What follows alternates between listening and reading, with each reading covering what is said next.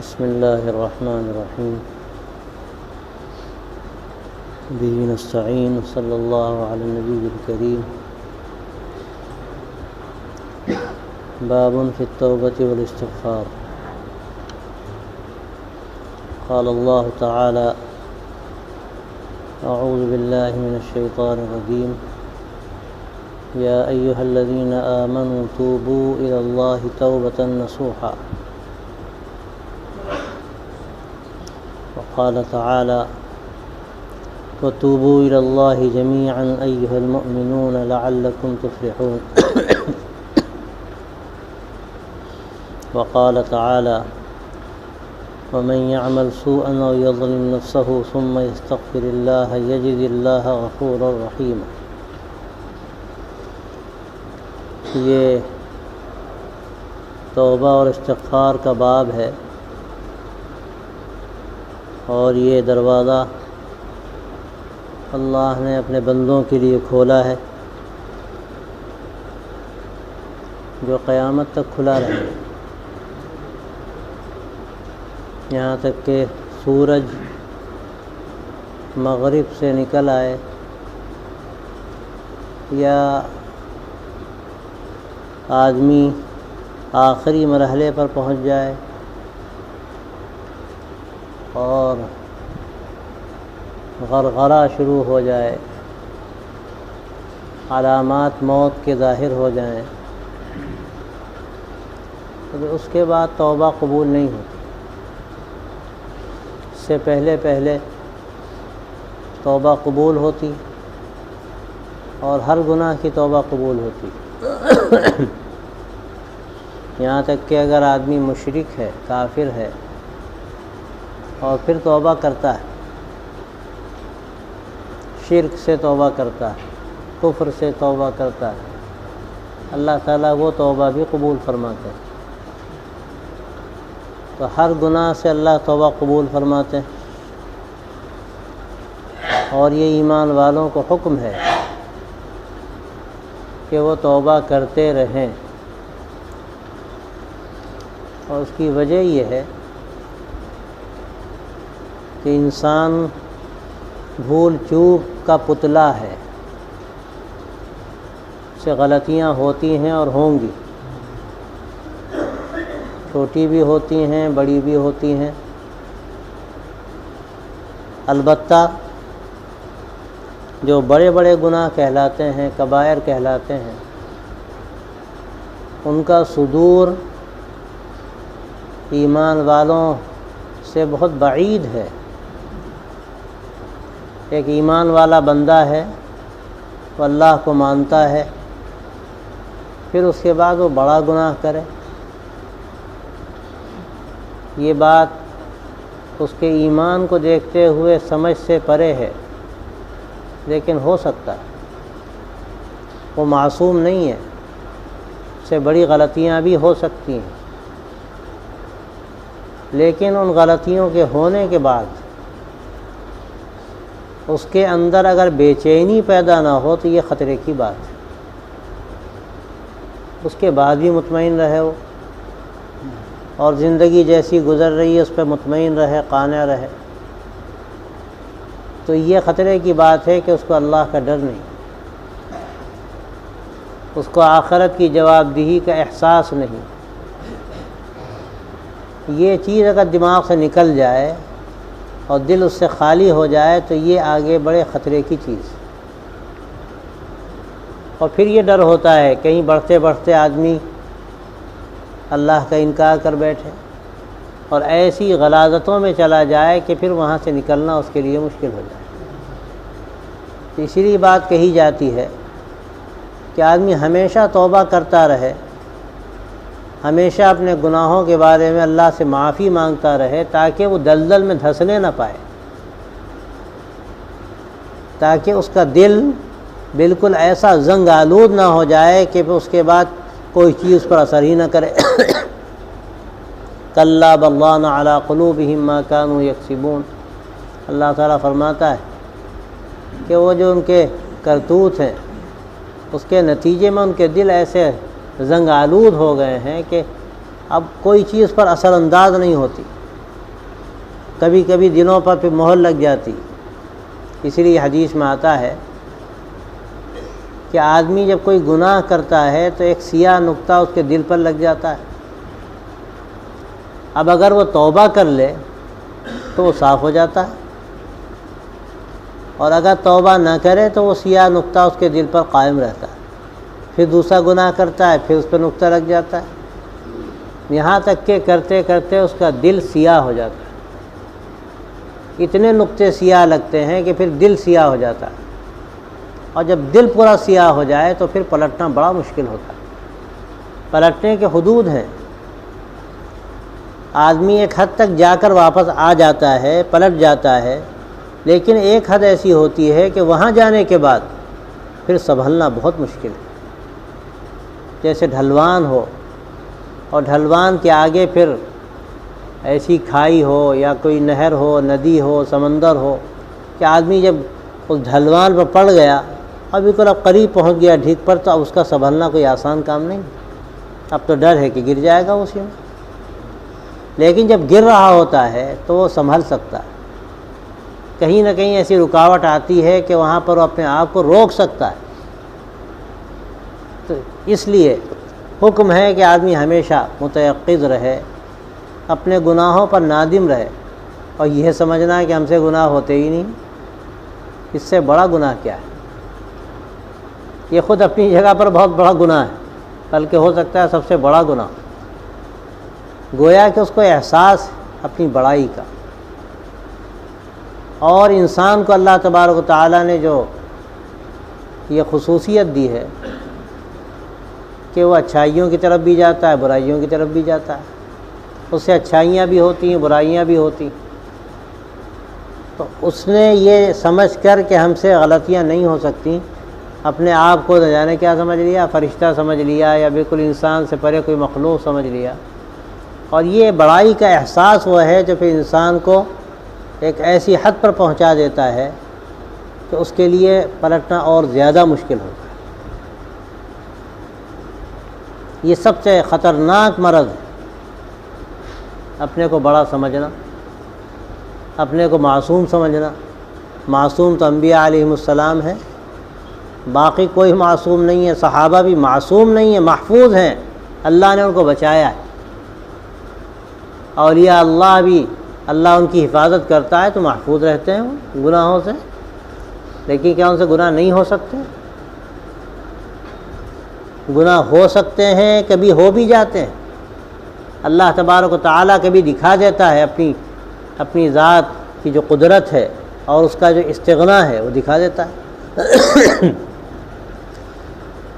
تو یہ احساس ہونا چاہیے کہ ہم دن میں نہ جانے کتنی غلطیاں کرتے ہیں، تو ہم کو نہ جانے کتنی مرتبہ استغفار کرنا چاہیے.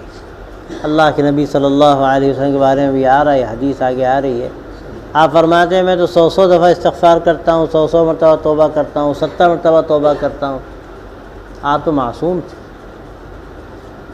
آپ تو معصوم تھے، آپ سے گناہ نہیں ہوتے تھے. اس کے باوجود آپ توبہ کرتے ہیں. کیوں کرتے تھے؟ امت کو سکھانے کے لیے کہ جب آپ توبہ کرتے ہیں، آپ استغفار کرتے ہیں، تو پھر امت کے ہر فرد پر یہ لازم ہے کہ وہ دن میں جتنی مرتبہ ممکن ہو توبہ استغفار کرے، اللہ سے معافی مانگے، اپنے گناہوں پر ندامت ہو.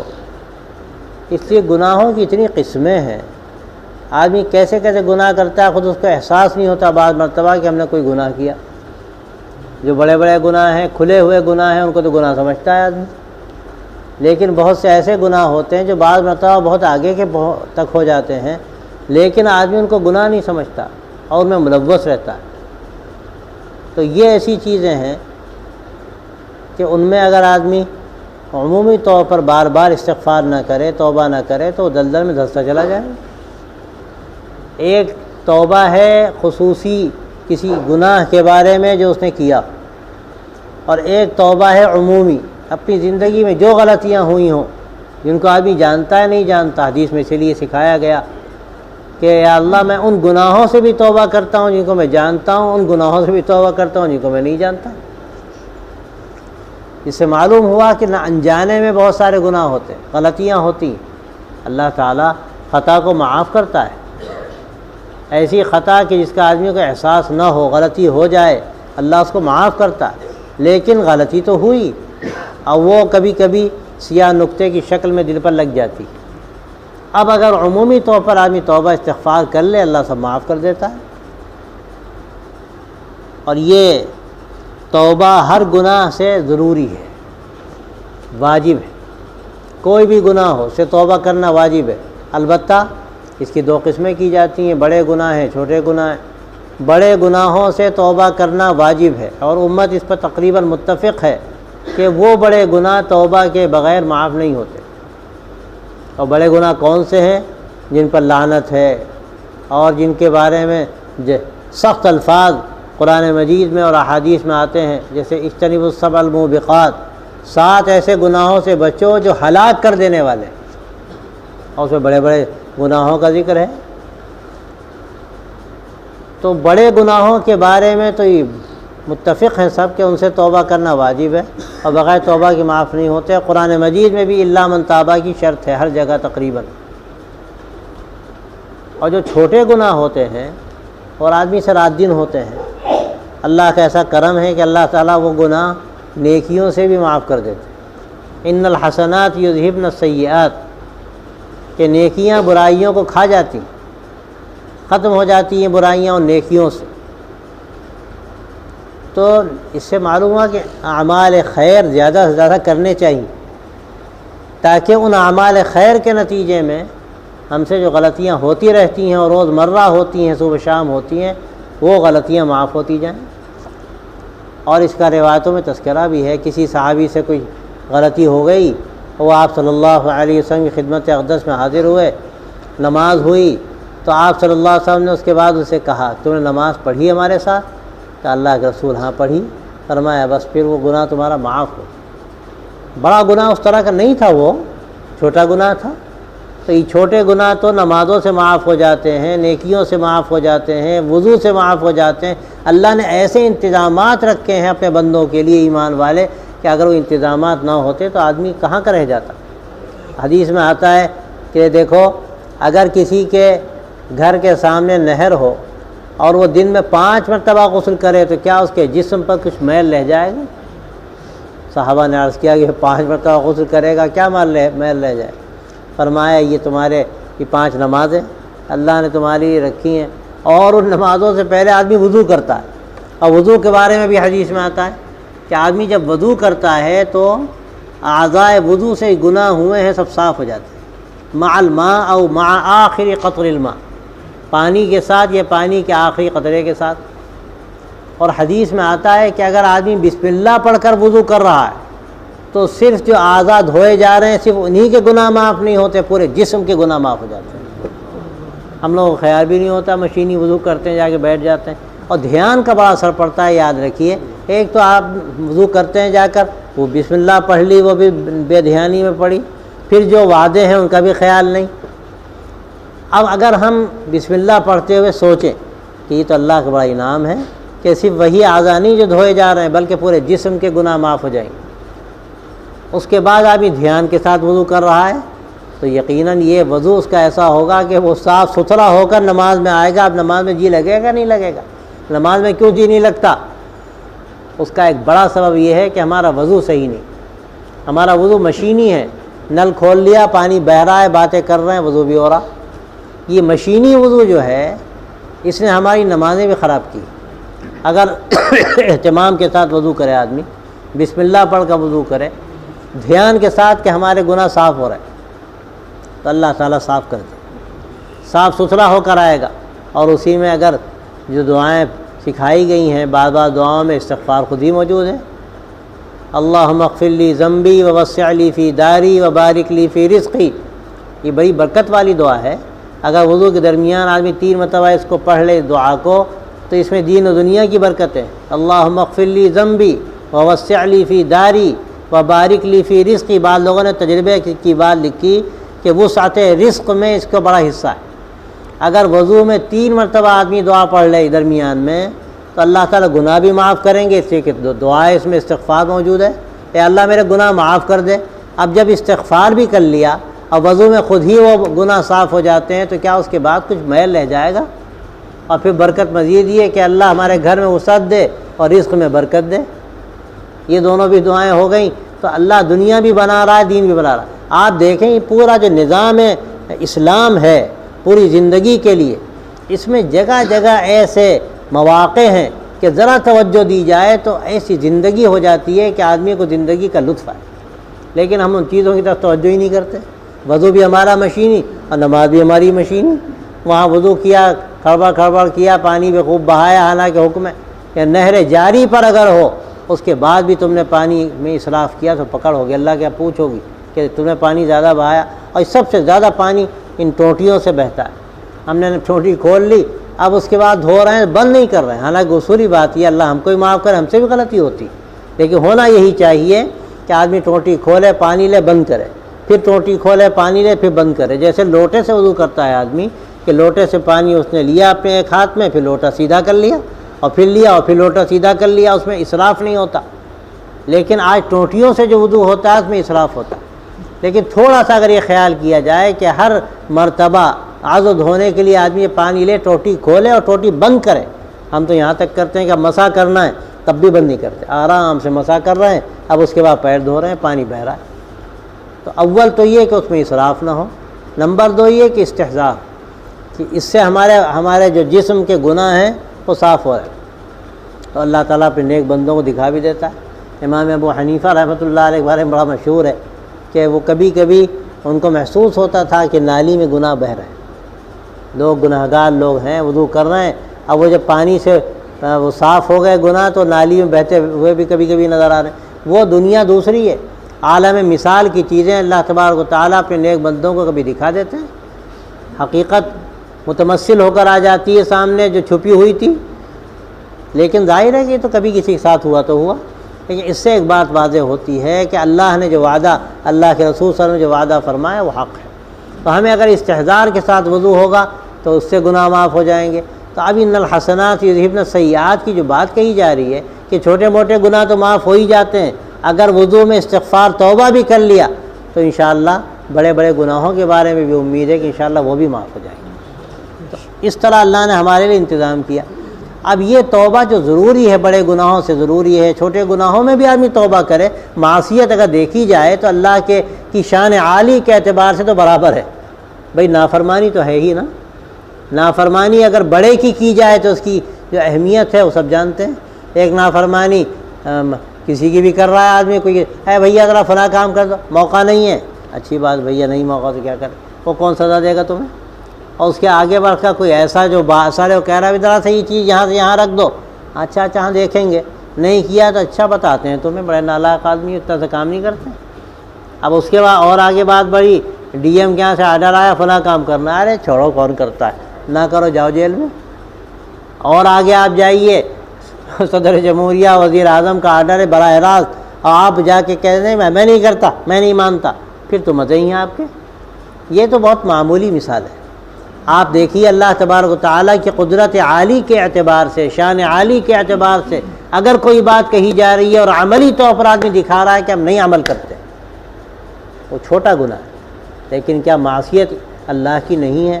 تو بعض لوگوں نے تو یہ بات کہی ہے کہ کوئی چھوٹا گناہ ہے ہی نہیں، معصیت سب معصیت. اللہ کی معصیت اگر ہے تو معمولی بات نہیں، بہت بڑی بات ہے. لیکن اللہ کا کرم ہے کہ اس نے چھوٹی اس طرح کی جو غلطیاں ہماری ہیں ان کو اللہ نے درگزر فرما دیا، کہا جاؤ ٹھیک ہے نیکیاں کر لو، ہم ایسے ہی معاف کر دیں گے. ان کا کرم ہی تو ہے. پکڑ کرنے پر آ جائیں تو پھر ہمارا ٹھکانہ کہاں ہے؟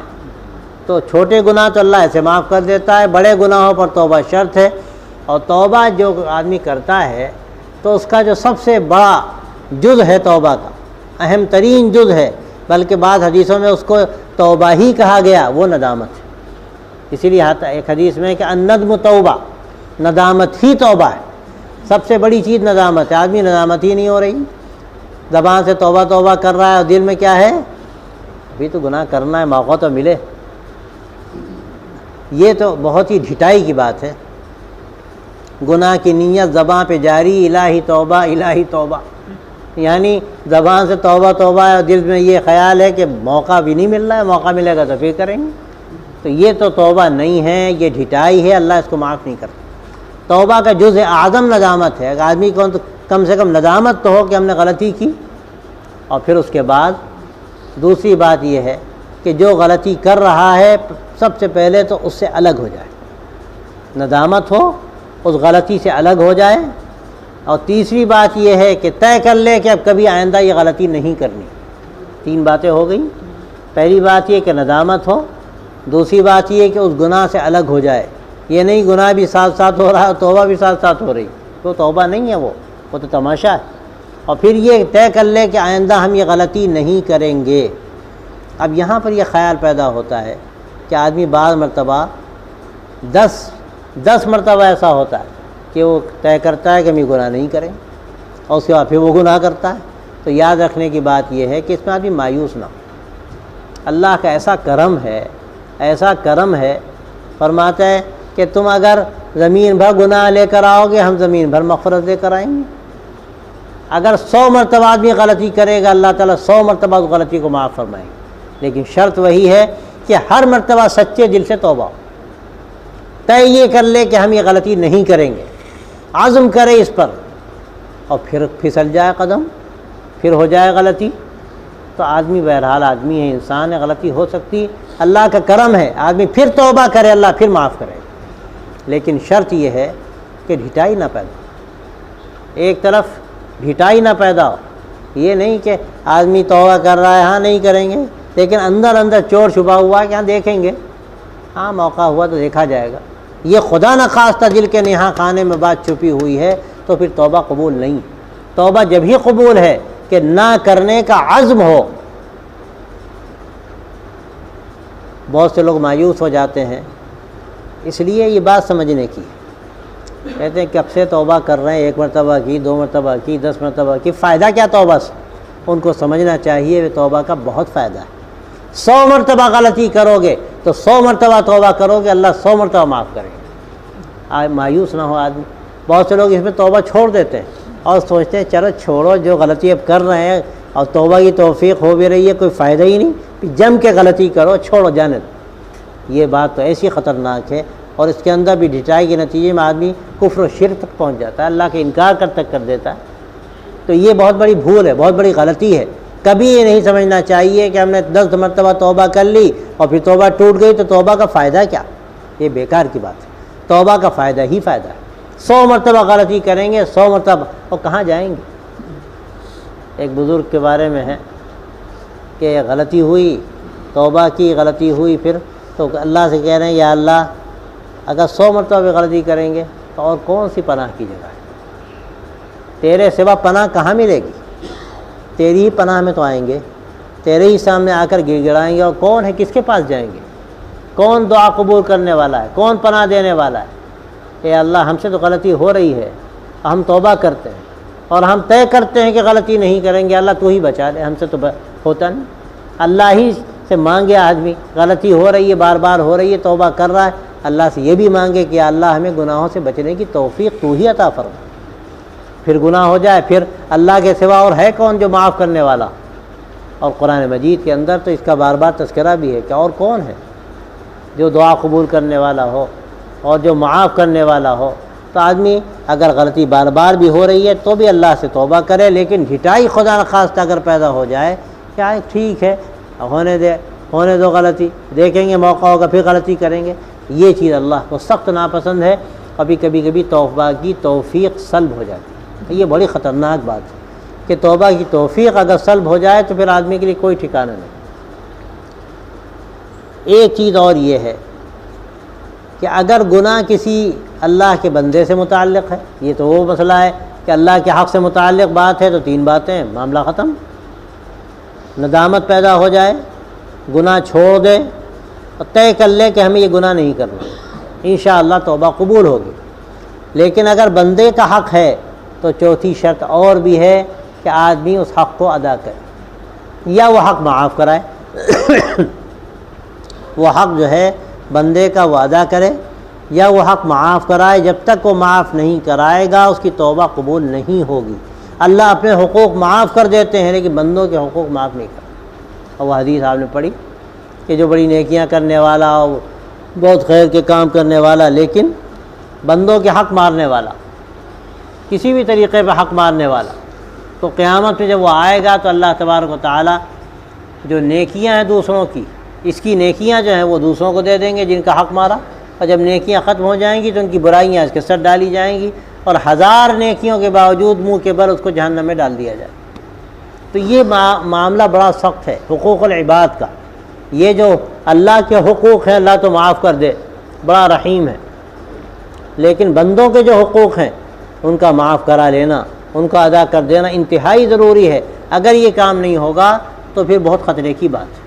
اب یہ بندوں کے جو حقوق ہیں وہ ایک دو نہیں ہیں، مختلف جو تعلقات ہیں ان تعلقات کی بنا پر الگ الگ حقوق ہیں۔ ماں کا حق ہے، باپ کا حق ہے، پڑوسی کا حق ہے، اور اس کے بعد رشتہ داروں کا حق ہے، ورثاء کا حق ہے۔ اب کتنے حقوق ہیں، اور وہ حقوق ادا کرنا ہماری ذمہ داری ہے۔ آدمی ماں کا جو حق ہے وہ حق ادا نہیں کر رہا ہے، باپ کا حق ادا نہیں کر رہا ہے، پڑوسی کا حق ادا نہیں کر رہا ہے، تو یہ جو حق تلفیاں اس کی ہیں یہ اللہ کے یہاں پکڑ کی شکل ان کی ہوگی، اور اس کے لیے ضروری ہے کہ وہ اللہ سے معافی مانگے، اور جس کا حق مارا ہے اس سے معافی مانگے۔ اب اس میں کبھی وراثت کا آدمی جو حق ہے وہ نہیں ادا کرتا ہے، وہ بھی اس میں شامل ہے۔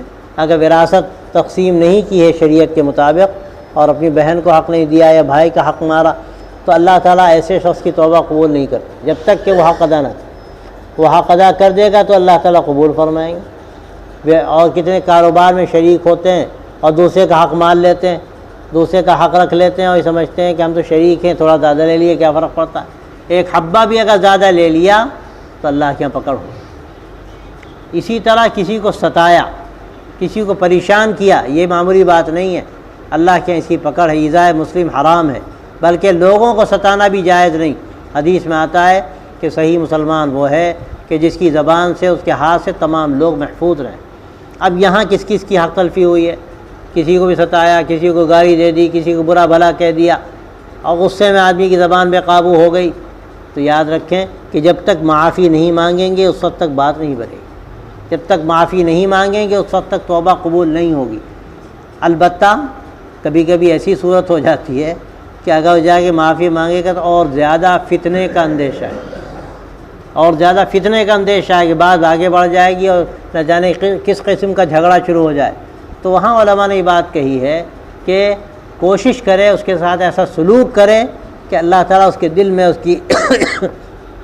کے لیے نرمی ڈال دے اور وہ اس کو معاف کر دے، اس کے لیے سلوک کرے، اس کے لیے دعا کرے، ایسی شکلیں اختیار کرے کہ جو اس نے اس کو تکلیف پہنچائی کچھ نہ کچھ اس کا کفارہ ہو جائے، اس کا بدل ہو جائے۔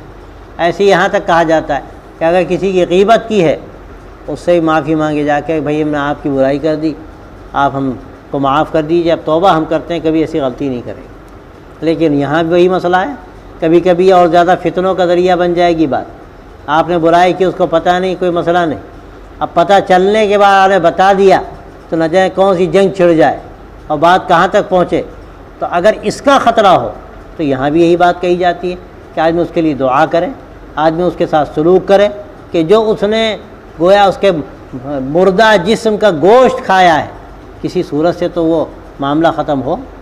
حدیث میں آتا ہے کہ غیبت کیا ہے؟ اپنے مردار بھائی کا گوشت کھانا، یہ غیبت ہے۔ اور غیبت میں یاد رکھنا چاہیے کوئی عیب ہے اور اس کو بے ضرورت بیان کیا جا رہا ہے تفریح مجلس کے لیے تو یہ غیبت ہے، یہ جائز نہیں۔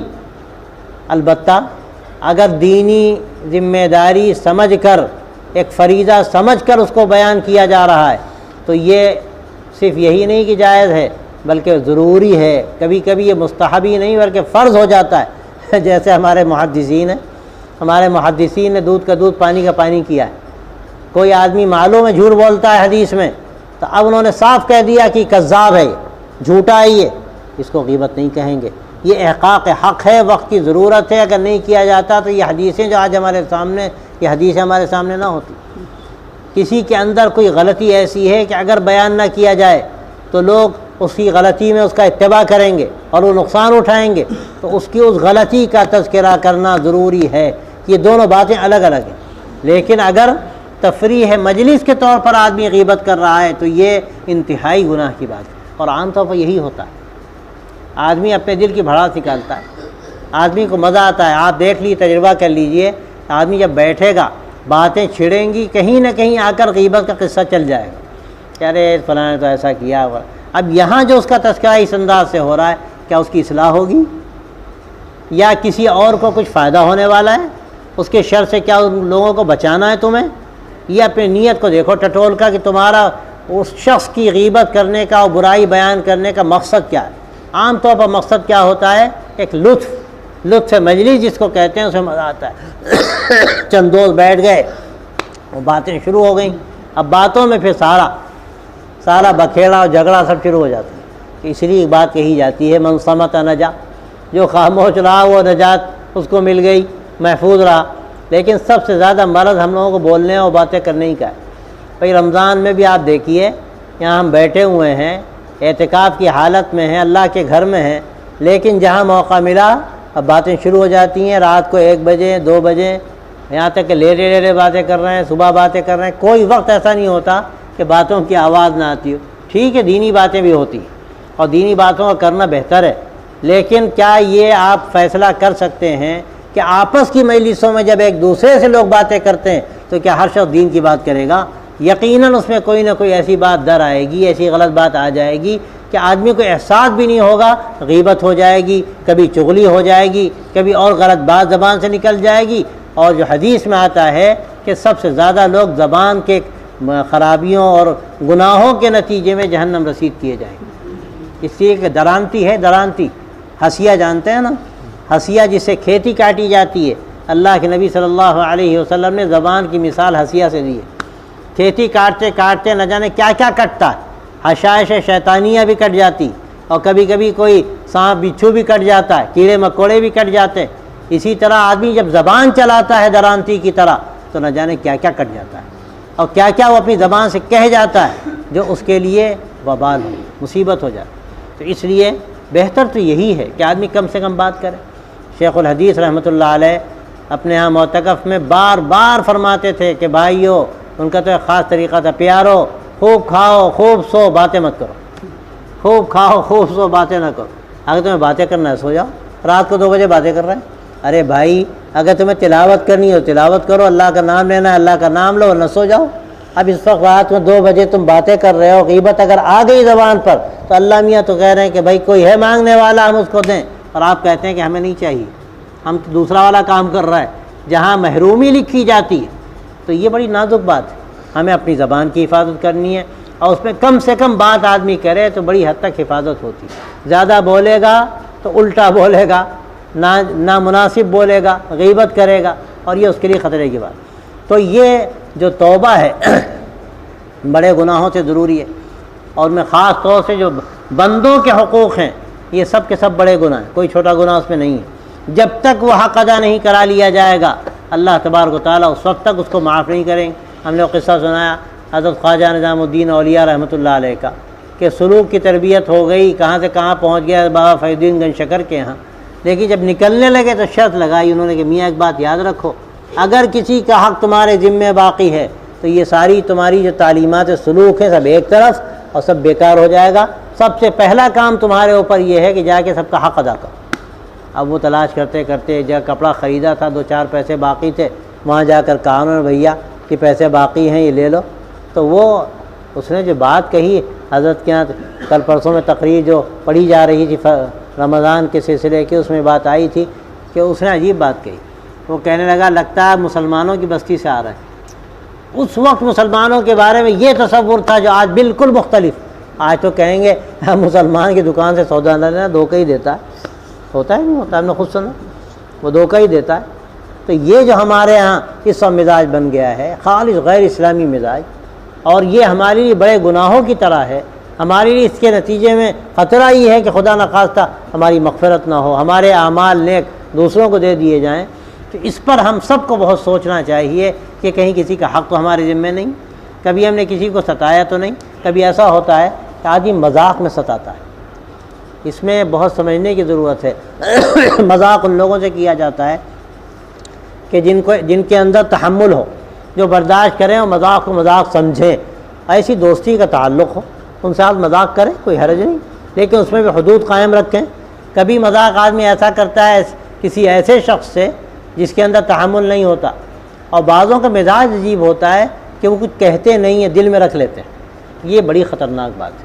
آپ نے ایسی بات کہی، آپ تو فارغ ہو گئے، مذاقی میں تو ہم نے کہا تھا، اب وہ دل میں رکھ کے بیٹھ گیا کہ اس نے تو ہمیں ایسا کہا، اوہو یہ اچھا آدمی نہیں ہے، اس نے ہمیں ایسا کہا۔ اور بعض ایسے دل ہوتے ہیں حساس، اب وہ دل میں کوڑ رہا ہے، پریشان ہو رہا ہے، تو آپ اس کو تکلیف پہنچا کر خود تو مطمئن بیٹھ گئے اور وہ پریشانی میں، اور وہ ایسا نہیں کہ آپ سے آ کر کہہ دے، تو یہ بڑی خطرناک بات ہوتی۔ اب یہاں ہم نے حق مارا اس کو ہم نے ستایا اور خود ہمیں احساس بھی نہیں کہ ہم نے ستایا۔ تو اس لیے مذاق وغیرہ میں بھی اس کا خیال رکھنا چاہیے کہ ہماری کوئی بات ایسی نہ ہو کہ جو دوسروں کی اذیت کا ذریعہ بنے۔ اب یہ پوری زندگی میں اس کا جائزہ لینے کی ضرورت ہے۔ ہم یہاں جو اجتماعی نظام میں رہتے ہیں، سب سے زیادہ یہاں ضرورت پڑتی ہے، لیٹنے میں، جگہ بنانے میں، استنجا جانے میں، کھانا کھانے میں، 10 جگہ ایسے مسائل آتے ہیں کہ ہم دوسروں کی تکلیف کا ذریعہ بن جاتے ہیں، دوسروں کو ہم تکلیف پہنچانے والے ہو جاتے ہیں۔ یہ بڑی خطرناک بات ہے۔ اگر خدا نخواستہ ہماری ذات سے کسی کو تکلیف ہو رہی ہے تو گویا کہ حق تلفی ہو رہی ہے، اور حق تلفی میں جب تک کہ ہم اس حق کو معاف نہ کرا لیں، اللہ تعالی ہمارا یہ گناہ معاف نہیں فرماتے۔ اس لیے ان باتوں میں بھی ہمیں توجہ کرنی چاہیے، اپنی زندگی کا ہم کو جائزہ لینا چاہیے، اور اگر ایسا غلطیوں کا کوئی نظام رہا ہے ہماری زندگی میں، ہمیں پہلے ایسا بہت سا ہوتا ہے، بہت سے لوگوں کے ساتھ ہوتا ہے کہ شروع میں توجہ نہیں ہوتی دین کی طرف، بعد میں توجہ ہوتی ہے، تو سوچ کر کے اگر کسی کو ہم نے تکلیف پہنچائی ہے اور معافی کا تصور ہے، یعنی معافی مانگ سکتے ہیں، اس سے کسی فتنے کا اندیشہ نہیں ہے، تو ہمیں معافی مانگنی چاہیے۔ اگر حق نے مارا ہے، مالی حق ہے، وہ مال جا کر ہمیں ادا کرنا چاہیے، حق ادا کرنا چاہیے، اور اگر اور کسی قسم کا حق ہے تو وہ جا کر ہمیں اس کو ادا کر دینا چاہیے۔ تو انشاءاللہ امید اللہ کی ذات سے یہ ہے کہ آدمی صاف ستھرا ہوگا، اللہ کی بارگاہ میں جب صاف ستھرا ہو کر جائے گا تو اللہ تبارک و تعالیٰ بھی اس کے ساتھ اپنے خاص فضل کا معاملہ فرمائیں گے۔ تو یہ توبہ اور استغفار یہ انسان کی ضرورت ہے، کوئی اس سے خالی نہیں جو گناہ نہ کرے۔ حدیث میں آتا ہے کلکم خطاؤن وخیر الخطائین التوابون، کہ تم میں سب گناہ گار ہیں اور بہتر گناہ گار وہ ہیں جو توبہ کرنے والے۔ تو ہمیں ہر وقت اس کی فکر کرنی چاہیے، ہمیں روز معمول بنانا چاہیے۔ اسی بات کہی جاتی ہے کہ کم از کم 100 مرتبہ آدمی روزانہ استغفار پڑھے، 100 مرتبہ کم از کم آدمی استغفار پڑھے، لیکن وہ نہیں کہ زبان سے پڑھ رہا ہے دل میں کچھ نہیں۔ پڑھنا خالی نہیں فائدے سے، لیکن جب آدمی استغفار کے خیال سے پڑھے، یا اللہ ہم کو معاف فرما، یا اللہ ہم کو معاف۔ حضرت مولانا رحمۃ اللہ علیہ کو ہم نے دیکھا کہ وہ بتاتے ہیں تسبیحات، تو بعض دیہات کے لوگ ہوتے تھے استغفر اللہ بھی زبان سے نہیں نکلتا تھا، حضرت فرماتے تھے دیکھو یہ پڑھ لیا کرو، یا اللہ ہماری توبہ، یا اللہ ہماری توبہ، یا اللہ ہماری توبہ، بھئی یہ پڑھ لیا کرو 100 مرتبہ، یا اللہ ہم کو معاف کر دے، یا اللہ ہم کو معاف کر دے۔ اب یہ جملہ زبان سے نکالے گا تو کچھ خیال تو ہوگا نا، یہ بھی استغفار ہے، اردو میں پڑھ اللہ سے معافی مانگا، لیکن استغفر اللہ رب اغفر لی ورحمنی، رب اغفر لی ورحمنی، استحضار کے ساتھ اگر پڑھا جائے 100 مرتبہ تو امید ہے انشاءاللہ کہ دن بھر کے جو گناہ ہیں وہ بھی صاف ہو جائیں گے، اور باقی نیکیوں کے ذریعے سے اللہ چھوٹے موٹے گناہ یوں ہی معاف فرما دیتے ہیں۔ یہ سارے اسباب اللہ نے ہماری مغفرت کے اکٹھے کیے ہیں، ان کا یہ کرم ہے۔ وہ معاف فرمانا نہ چاہیں تو کس کی معافی ہو، لیکن ان کے یہاں تو بہانے ہیں مغفرت کے، وہ مغفرت فرمانا چاہتے ہیں، تو یہ سارے اسباب انہوں نے ہمیں دیے ہیں، ہمیں ان سے فائدہ اٹھانا چاہیے اور اپنی زندگی کو بہتر بنانے کی کوشش کرنی چاہیے۔ وآخر دعوانا الحمدللہ۔